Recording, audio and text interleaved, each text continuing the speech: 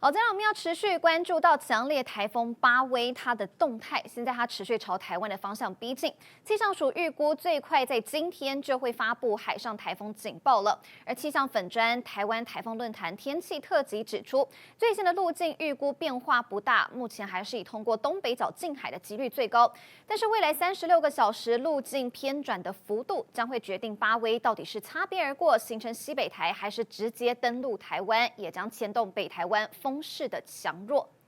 而根据中央气象署最新的预报，巴威在周五跟周六这2天会距离我们最接近，通过台湾的东北海域。最新的暴风圈侵袭几率有10个县市的几率都是超过了90%以上，其中基隆市更是达到100%。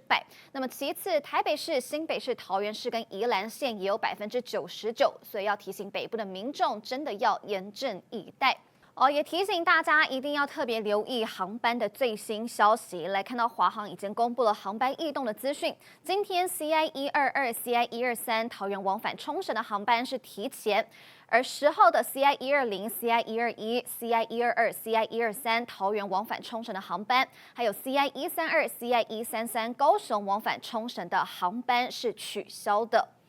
虽然巴威的速度是开始减慢了，但是行进的路径依然是没有太大的变化。预计在明天的深夜，暴风圈就会接触到台湾的陆地。有气象粉专示警了，巴威台风的7级风暴风半径是达到了380公里，是一个不折不扣的大台风。在登陆之前就能形成沿山喷流，强风将会冲击整个西半部地区，中央山脉也挡不住的。